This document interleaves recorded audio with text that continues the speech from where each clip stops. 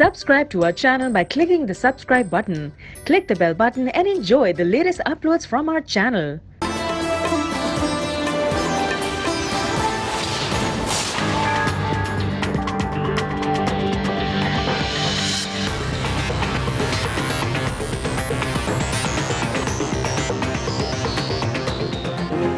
बड़ी अदालत में बड़ा मुकदमा। वजीर आजम ने JIT में ISI अफसर पर एतराज उठा दिया। ISI मेंबर का रवैया जारहाना था। नामजदगी के वक्त वो ISI का हिस्सा नहीं थे। टीम के सरबराह वाजिद ज़िया ने करीबी रिश्तेदार की फर्म की खिदमात लेकर कानून की खिलाफ वर्जी की। शरीफ फैमिली के एतराजात सुप्रीम कोर्ट में जमा। इसहाक डार ने भी अपने एतराजात दाखिल करा दिए।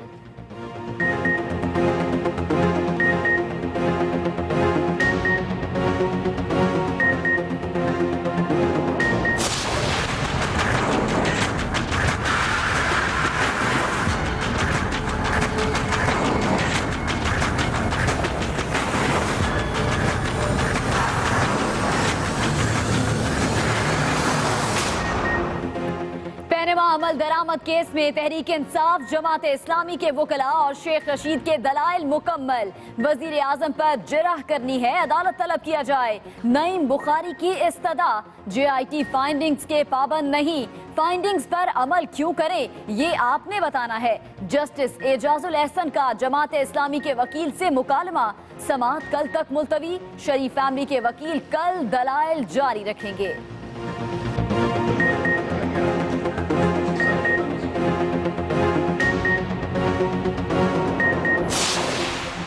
JIT रिपोर्ट में मजीद ऑफशोर कंपनियां निकल आईं। पहले आंसू खत्म नहीं हुए थे कि नया जनाजा आ गया।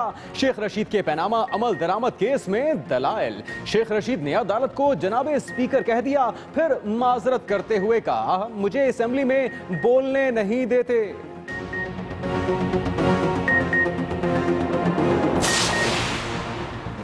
JIT दस्तावेजात को सबूत तस्लीम नहीं किया जा सकता। रिपोर्ट की बुनियाद पर रेफरेंस दायर नहीं किया जा सकता।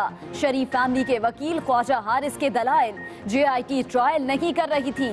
खुद को कानूनी पहलुओं तक महदूद रखें। अदालत का ख्वाजा हारिस को हिदायत।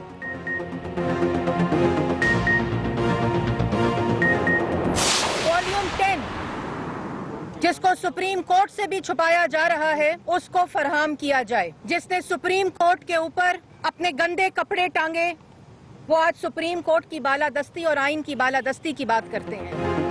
सुप्रीम कोर्ट आइन और कानून के मुताबिक फैसला करेगी। मरियम औरंगजेब की गुफ्तगू। JIT रिपोर्ट वॉल्यूम 10 को पब्लिक करने का मुतालिबा।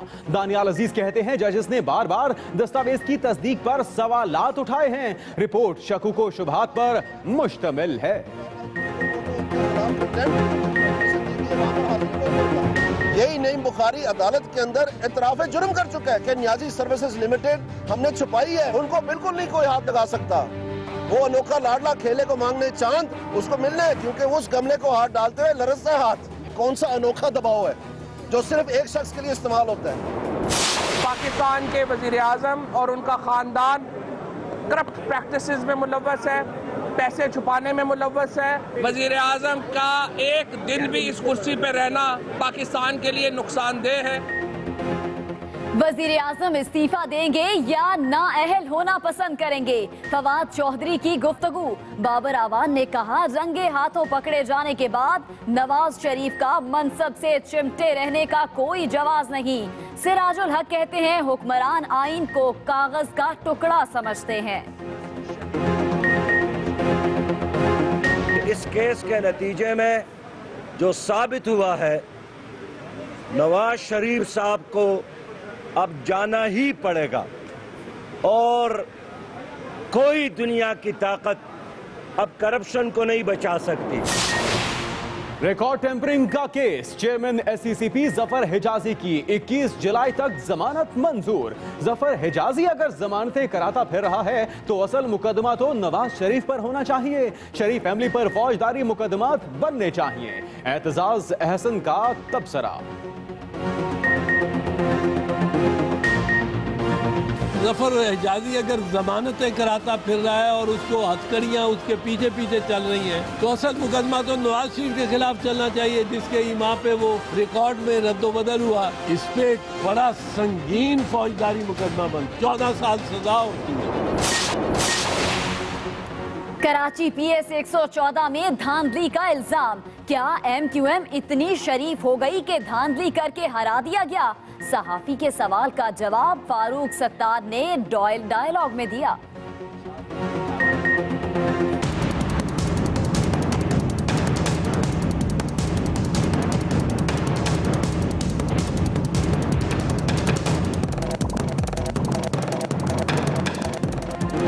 पेशावर हयाताबाद में फोर्सेस की गाड़ी पर खुदकुश हमला, मेजर जमाल शहीद, 4 अहलकार जख्मी।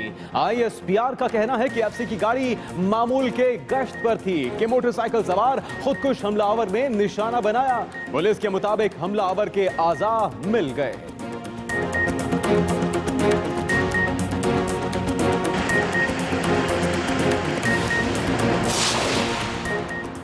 चैंपियंस ट्रॉफी लाने का सिला Pakistan airline senior staff association की जानिब से सरफराज अहमद को लाइफ टाइम मेंबरशिप से नवाजा गया। कप्तान सरफराज मुल्क में जल्द बैनुल अक़वामी क्रिकेट की बहाली के लिए पुरुमीद।